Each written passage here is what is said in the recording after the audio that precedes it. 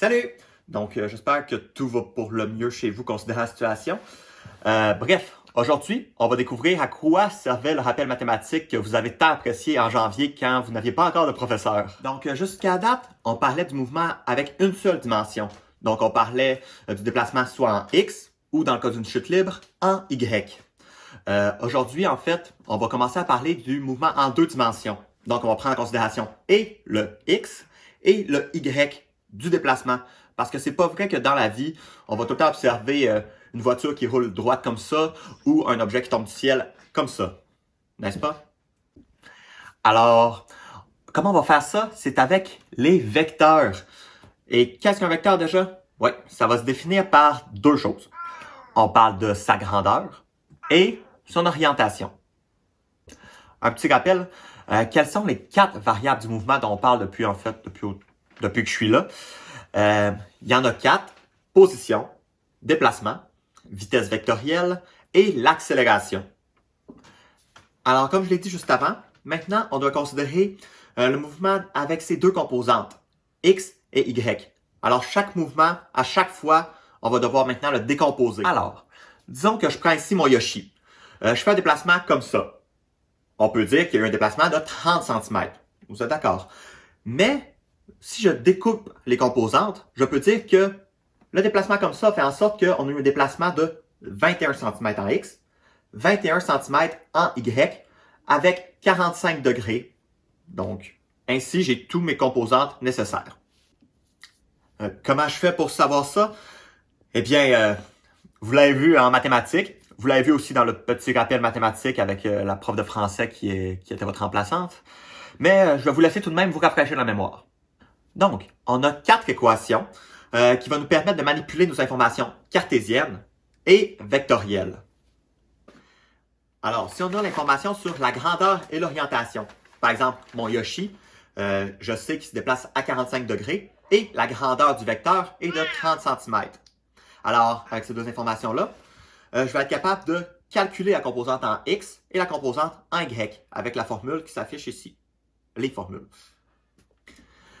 Si, au contraire, on connaît seulement les composantes en X et Y, donc on sait que mon Yoshi est là, sur notre plan, alors c'est 21 cm en X, 21 cm en Y. Et bien avec ces deux informations-là, à l'aide des deux formules ici, on va être capable de trouver la grandeur et l'orientation. Donc, tout est lié. Bon, on va revenir avec nos 4 variables dont on a parlé et on va les définir convenablement dans des termes vectoriels. Premièrement, on a le vecteur position. On s'entend, c'est le vecteur le plus simple des 4. Il définit la position d'un objet. Bon, je suis d'accord avec vous. Une position, c'est un point. Donc, mon Yoshi est là, sa position, c'est un point. Mais le vecteur, ça nous permet de le placer précisément dans notre graphique. Alors, si je sais que la grandeur est de 30 cm et que son orientation est à 45 degrés, ben, je vais être capable de le placer précisément dans le graphique à la bonne place. Bref, comme j'arrête pas de le répéter, il est défini soit par ses composantes X, Y, donc 21 cm, 21 cm, ou sa grandeur, 30 cm, et son orientation de, dans ce cas-ci, 45 degrés. OK. Le vecteur position, on l'a compris. Maintenant, parlons du vecteur déplacement. Il s'agit tout simplement de la différence entre la position finale moins la position initiale. Alors, vous vous dites, oui, mais comment on trouve l'orientation de ce déplacement? Eh bien, on va utiliser encore et toujours les mêmes formules pour ensuite trouver l'orientation, la grandeur et du déplacement. Alors, attention, cependant, on travaille en degrés et pas en radians. Il va y avoir beaucoup de personnes qui vont faire l'erreur, je sais, c'est toujours le cas. Maintenant, le vecteur vitesse. Donc, le vecteur vitesse, vous le savez déjà, mais ça va être le déplacement en fonction du temps, encore et toujours. Attention, ici le temps, c'est un scalaire. Un scalaire, je vous rappelle, c'est un nombre mesurable. Alors, ça veut dire que le vecteur vitesse, c'est une division d'un vecteur par un scalaire. Donc, un nombre simple. Ça facilite la chose. Donc, la formule s'affiche tout simplement ici. C'est la même chose qu'on faisait avant. La seule différence, c'est qu'on va décomposer notre notre vitesse avec X et Y. Alors, petit point, le vecteur vitesse va toujours être parallèle au vecteur déplacement. Donc, si je me déplace comme ça, eh bien, c'est sûr que ma vitesse également va être comme ça.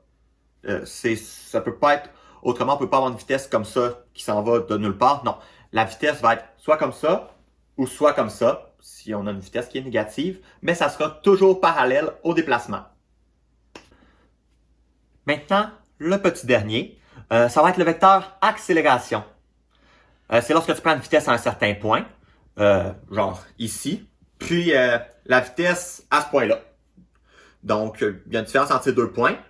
Et selon le temps que ça va prendre à mon Yoshi de se rendre d'ici jusque-là, par exemple, on va prendre le temps que ça a pris, on va prendre les vitesses instantanées à ces deux points-là, et on va être capable de mesurer notre vecteur d'accélération avec l'équation qui se retrouve ici.